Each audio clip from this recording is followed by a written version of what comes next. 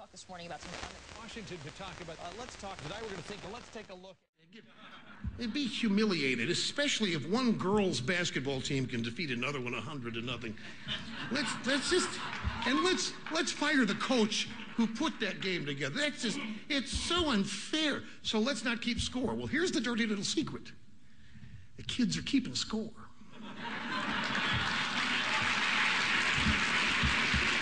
You know they are. They don't want to lose. They know what winning and losing is.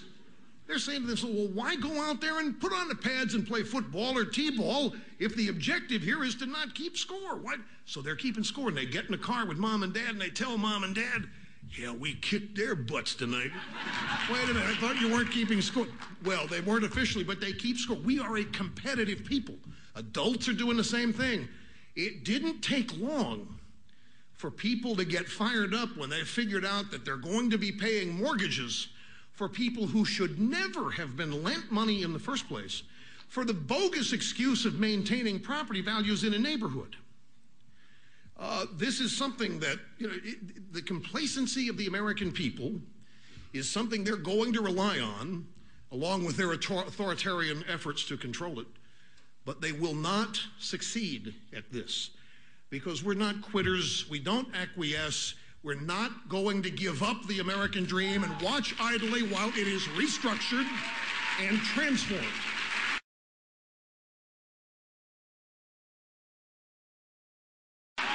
I want the country to survive as we have known it, as you and I were raised in it, is what I mean. Now, I have been called, and I can take it. Look, pioneers take the arrows. I don't mind what anybody says about me.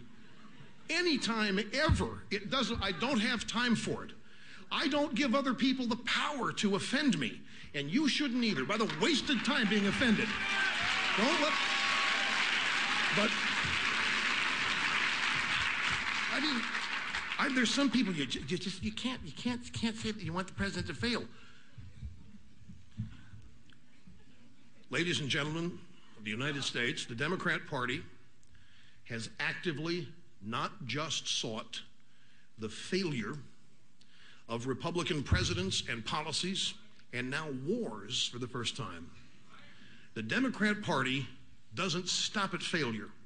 Talk to Judge Robert Bork, talk to Justice Clarence Thomas about how they try to destroy lives, reputations, and character. And I'm supposed to say I don't want the president to fail?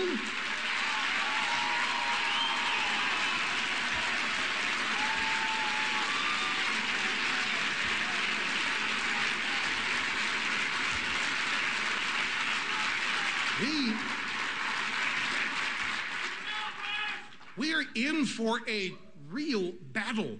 We are talking about the United States of America, and there will always be an America, don't misunderstand, but we're talking about it remaining the country we were all born into and reared and grown into. And it's under assault. It's always under assault, but it's never been under assault like this from within before. And it's a serious, serious battle. So as you leave here, as you leave here, optimism, confidence, not guilt. It's not worth it. There's nothing to be guilty about. Don't treat people as children. Respect their intelligence. Realize that there's a way to persuade people. Sometimes the worst way is get in their face and point a finger.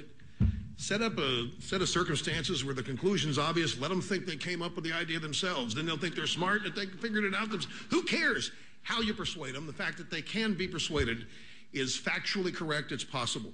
But the main thing to do here, stop thinking that we are a minority. Stop thinking that it is being in the minority that liberates you. It is your beliefs, it is your core principles, it is your confidence that liberates you. It is not being in the minority. In fact, for those of you watching my first national address, you're still hanging in there. We really not that happy about being a minority, and we're out to change it. Now, So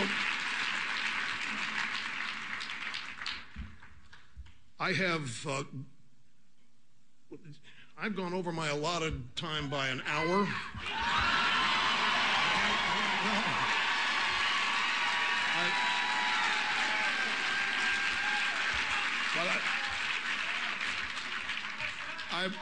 I want to thank all of you so much for everything that you have meant to me and my family in my life.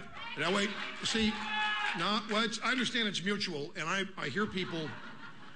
You have made my heart grow so much that it barely fits in my chest cavity here tonight. But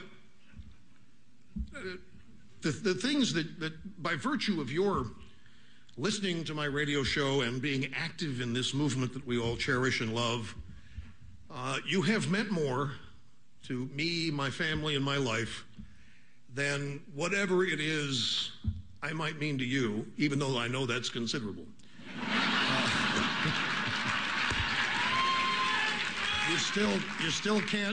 You can't outdo the absolute joy and awe and thanks I feel for all of you.